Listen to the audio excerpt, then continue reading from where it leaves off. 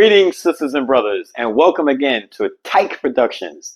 I am your host, Talib Muhammad, and today we're going to address a topic that surprisingly and unfortunately many people avoid discussing. That topic is money.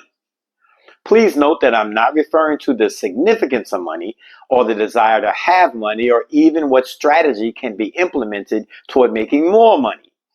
I am instead referring to the mindset and philosophy many of us have in regards to how we spend our money and the importance of how it may be necessary for us to reevaluate our priorities as to how we use our hard-earned money that we work for each and every day. That's our subject here today on Each One Teach Two.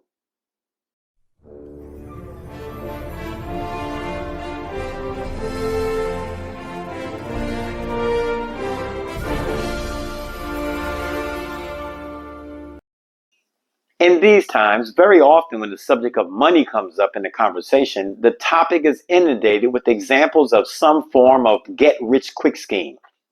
The dialogue is often consisting of an idea that will result in instant economic gratification that involves a minimal amount of discipline, research, and sacrifice as possible. Of course, all great monetary endeavors begin with an idea and subsequent dialogue. Most conversational exchanges of this type conclude with nothing accomplished other than the expressions of hopes and dreams of greater riches. Such fantasies have very little value in the grand scheme of life. It has been my experience that upon initiating dialogue on the subject of money or finance as a whole, many people, especially younger people, somewhat tune out almost instantaneously. The thought of allocating a portion of their salaries towards something that does not provide an immediate profit is not really interesting enough to garner or maintain their attention. Discussions concerning long-term investing, initiating generational wealth, altering savings, or any type of financial planning often results in some degree of uneasiness in people. Others claim that they just don't understand how investments work and that they're afraid that they may lose their money and therefore they don't want to get involved. It is this attitude of indifference toward economic responsibility and the lack of familiarity with the subject that can be potentially detrimental to the financial futures of those with their entire lives ahead of them. Despite living in the age of information where statistics and data can be almost instantaneously ascertained, far too many of us shy away from conducting basic research in regards to our approach to our finances.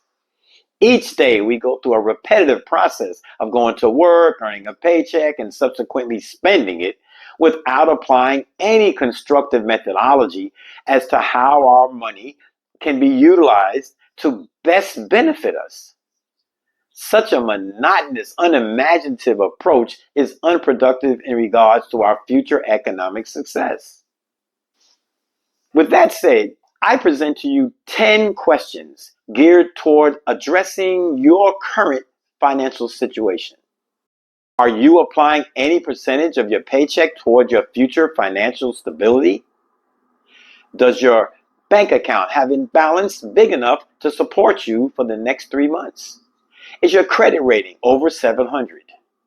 Are you in any way familiar with how investments work? Do you have a 401k or Roth or stocks or bonds or real estate or any financial investment strategy? Do you have any specific long-term financial goals for the next 10 or 20 or even 30 years? Are you in any way familiar with how to start investment planning for your future? Do you budget your salary so that you won't have to live paycheck to paycheck? Is your debt to credit ratio below 30%? And lastly, when you get paid, is investing some of your salary the first thought that comes to your mind? If you answer no to any of these questions, it may be time to reevaluate your perceptions regarding your money. It is obvious how you earned it. Perhaps it is time to reassess how you are spending it. Sisters and brothers, please note that the purpose of this video is not to tell you how to spend your money or explain all the nuances of economic and investment/financial strategies. Nor will we attempt to guide you into what specific investment you should make, whether it's the stock market or real estate or cryptocurrency or being an entrepreneur or any other fiduciary strategy. We're not going to inundate you with a lot of fancy sounding investment terms that require extensive Google explanations. Instead, is our objective to give you an example as to how you can better prioritize the usage of your money and provide you with an idea on how you can initiate the shifting of your financial viewpoint. We've all heard of the NASDAQ and the New York Stock Exchange and S&P 500 and the Dow Jones and so forth. And trying to grasp it all can all be intimidating and confusing. So often we've seen this banner across the bottom of our TV screens with the numbers changing and the green arrows pointing up and the red arrows pointing down, some talking head speaking to us in what may as well be a foreign language. And in some ways it is. The entire world of finance and investments is just too complicated for many of us to get into. And it is my position that such undereducation as to how money and investments work and what to do with that money other than spend it is by systemic design. It is a tragic reality that the United States educational system lays no groundwork for the edification of young students regarding the specifics about money, finance, personal economics, and so forth.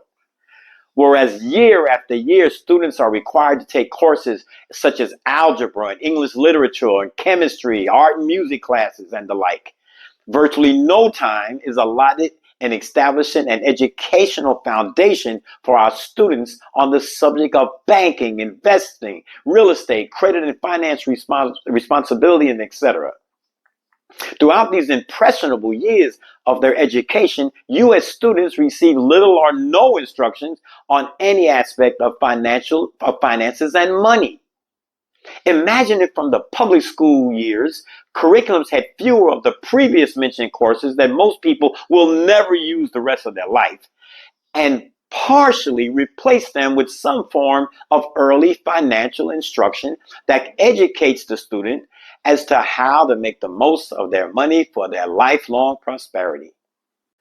This inept academic approach in regards to finance continues into the college years, where scholastic degrees are attained from taking various courses, few of which, if any, are designed to address the edification of the student's future economic comprehension. Despite using some form of money virtually every day of our lives, we are collectively uneducated in the idea of how to best maximize the usage of our hard-earned cash. Considering that the majority of college students seek higher learning for the purpose of attaining a well-paying job, would it not be logical for these same students to also have the opportunity to be educated as to how they are to utilize the revenues accrued from these same high-paying jobs? Unfortunately, sisters and brothers, this is not the case throughout the United States of America. The orchestrators of our educational system have formulated a curriculum that systematically maintains our collective ignorance regarding one of the most essential parts of any capitalistic society: money. Therefore, it is our responsibility to educate ourselves as to the intricacies of our finance and pass that information on to our children and grandchildren. So today, sisters and brothers, I want to present to you a method to cut through some of the convoluted minutiae associated with financial dialogue and introduce a simple strategy that anyone can implement to initiate their journey toward a more stable financial status, as well as securing economic stability for one's future. But before I introduce that method, I'd like to address some of our younger sisters and brothers who may think that they are young now and perhaps not see the value of looking toward the future in regards to their approach for financial security. You're young and strong, and you've got plenty of time to address your finances. Well, my good Millennium slash Generation Z and even our upcoming Generation Alpha sisters and brothers, I want to inform you that you will be an older person a lot longer than you will be a younger one. If you are in your 20s, sure, you've got time, but time is money. And the longer you delay addressing your finances, the longer it will take you to attain financial security. The time to start is now. As for those in their 30s, you are less than a decade away from middle age. So once again, the time is now. And if you are in your 40s, yes, you millenniums, the clock is ticking and you are closer to Social Security than you are to your high school years. The bottom line, sisters and brothers, is that time is moving on. And if you are not on the train to financial stability, you will be left at the station. Now, in our daily lives, virtually all of us pay bills: mortgage slash rent, utilities, food, clothing, schooling, childcare, etc., etc. These bills are some of the basic financial necessities we all have. Every month we pay all of these bills and others. However, there is one bill that is the most important payee of them all. That bill is yourself. How much or how often are you paying yourself? Now, when I use the term paying yourself, I am not referring to buying yourself material items such as clothes and jewelry or dining out or partying or going on vacations or any variation of such pleasures. Each of those is actually just a variation of creating another bill that we have to pay.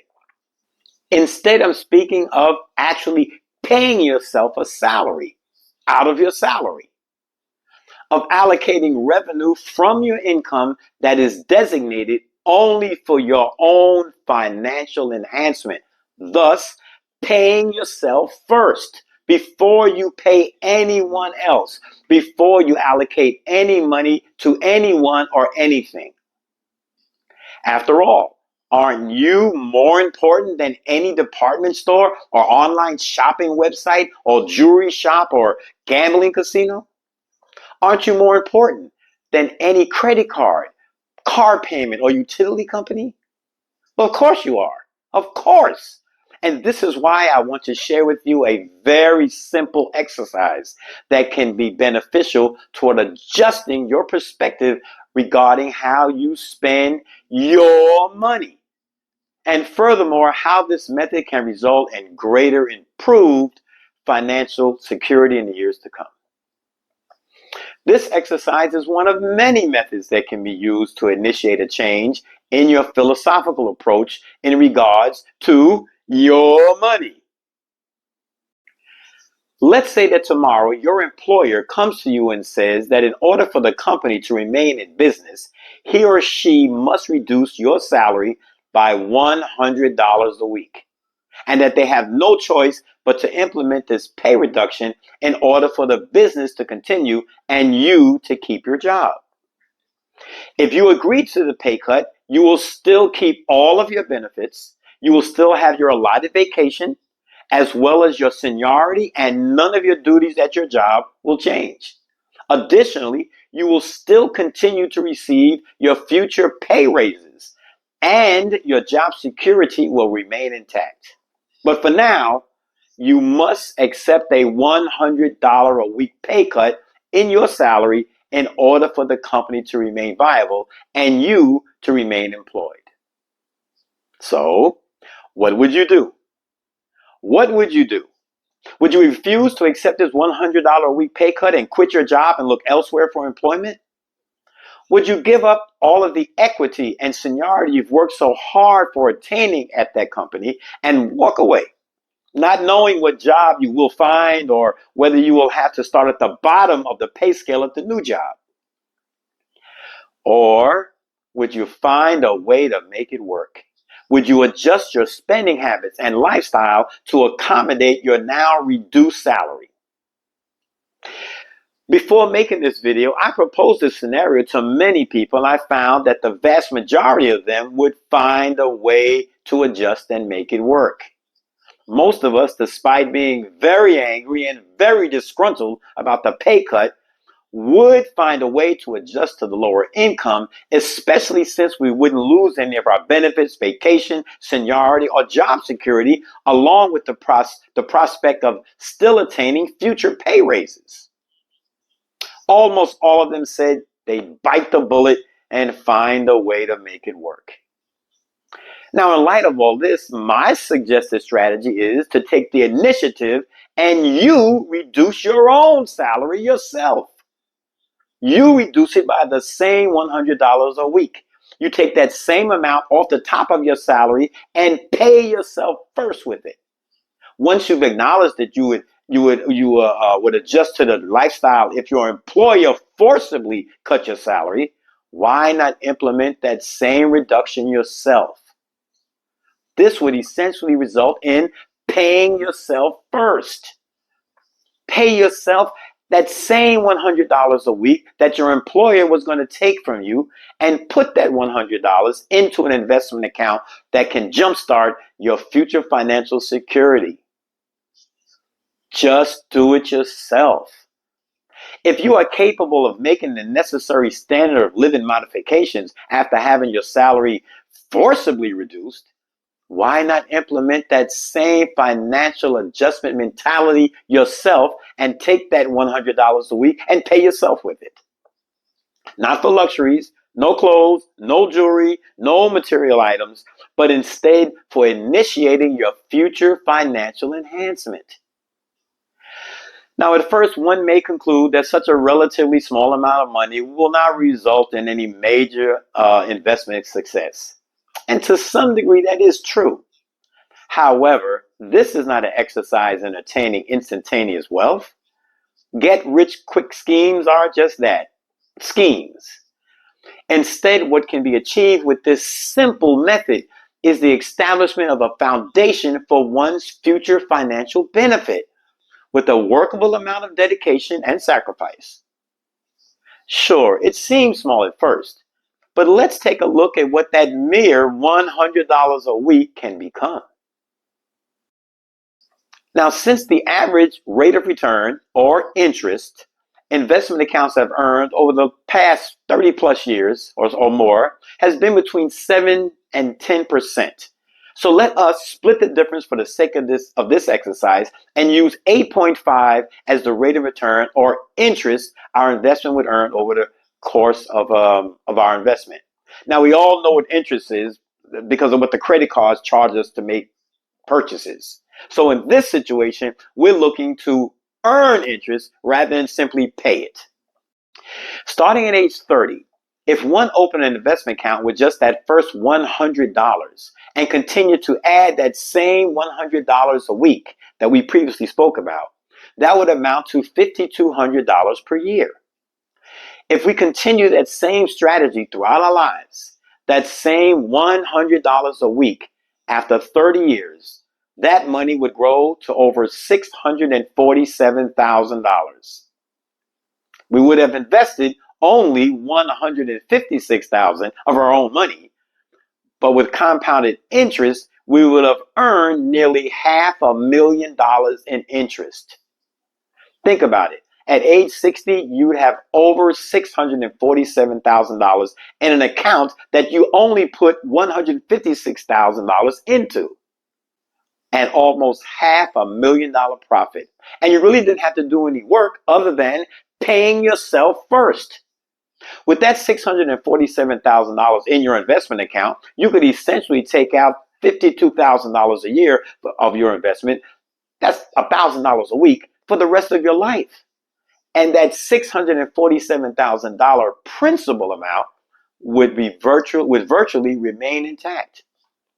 Sure, it could possibly decrease a bit, but equally as possible, it could increase a bit. And you can draw that $1,000 a week for the rest of your life, or you can use part of that $647,000 to enhance your life in any way you deem necessary.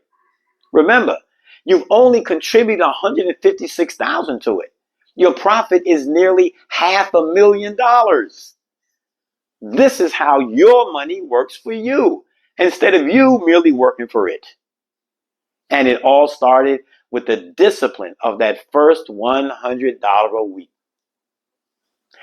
Furthermore, with that same investment strategy, if that same investment strategy is applied to a Roth, the money that you were entitled to at 59 and a half would be tax free, as you would have already paid the taxes up front.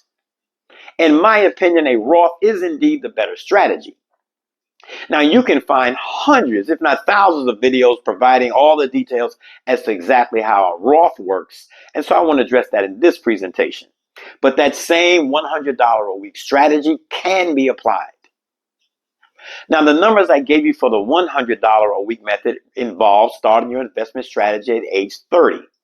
However, if you initiate the same $100 a week idea at the age of 25, by the age 59 and a half, your account will be worth over $1 million. That is why I previously stated to our younger sisters and brothers about now being the time to start investing, as time is indeed money. Sisters and brothers, please note that this $100 a week initiative is not meant to be your only investment undertaking. Instead, it should be viewed as being an idea to implement in addition to any other financial idea you may have. Of course, you can still buy property and thus invest in real estate or start a 401k plan or open your own business or any other investment idea. The $100 a week plan is designed as a very simple method that anyone can comprehend to start your own journey to a more stable financial future. It is one of many tactics you can use to rethink your approach as to how you are spending your money and why you should pay yourself first. Finance investing can be intimidating, but sisters and brothers, you do not have to be an economic wizard in order to establish a strategy that will result in future financial security. This simple method can be implemented with a little discipline, sacrifice, and due diligence. Remember, you acknowledge that you would adjust your lifestyle if your employer forcibly reduced your salary by that $100 a week. You can do the same thing. And as a result, pay yourself first. Now, sisters and brothers, this video has been longer than our usual ones, and we'd like to thank you for taking the time to view it. But before I conclude, I'd like to take the time to address one more issue. Often I have noticed that many of my age group, the so-called baby boomers, you can Google it, avoid the subject of money and finance as they are now approaching their senior years, and some of them feel uncomfortable discussing economics as they have not achieved the level of financial security they desire and are instead relegated to living the remaining of their lives with far less funds than what is required for them to live comfortably. Discussing money makes them uneasy, as the regret of having failed to prepare for their later years is all too real for them now. Realizing that they cannot turn back the clock, discussing finance is just too distressing for them at this stage of life. Others are victim of their own ego, choosing to deny their economic short-sightedness and resort to trivializing or avoiding the subject of money and financial stability altogether in an effort to find some degree of mental comfort in their current situation. For those sisters and brothers, this video is not for addressing your situation.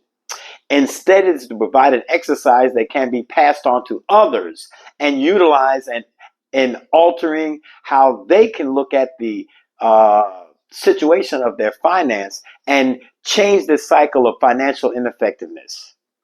Perhaps this video can be advantageous for someone you know and love. As always, we at Tech Production would like to thank you for taking the time to watch our presentation. If you enjoyed the content, please like, share, and subscribe. In closing, I'd like to leave you with this. All of us would like to be more financially secure, but having a goal without a plan is just a wish.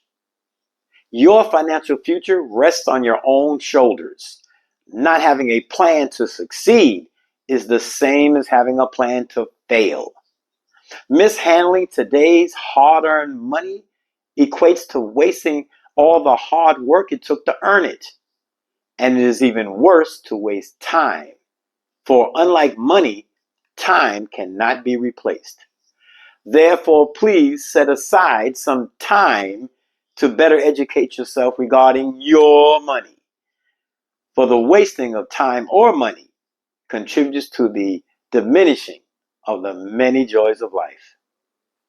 I thank you again, and I bid you peace to you and all of yours. You don't see black people investing as much in the stock market because anything that involves some probability that they might lose their money can be very scary for people, especially if they don't understand it. So what I would say to people that are afraid of the stock market is this. Number one, go to your bank and just say, I want to invest in mutual funds, and ask them to explain to you the different types of mutual funds that you can invest in. Don't try to pick the right stock. Don't feel like you have to be an expert in the stock market. Mutual funds will diversify your money, put it in hundreds of stocks, so that it's not a matter. So when one stock goes up, the other one goes down, it all balances out. You're not going to lose your money. And then the second thing is, never think that you don't have enough money to start investing in the stock market. You can get $10 a month, $50 a month, $100 a month, whatever, taken out of your paycheck that automatically goes into this account, and it'll grow steadily over time. And over the years, if you invest in the stock market for 10, 15 years, your money will grow because the stock market over any 15-year period of time has always grown. So that's a strategy I would take for people who are afraid of the stock market.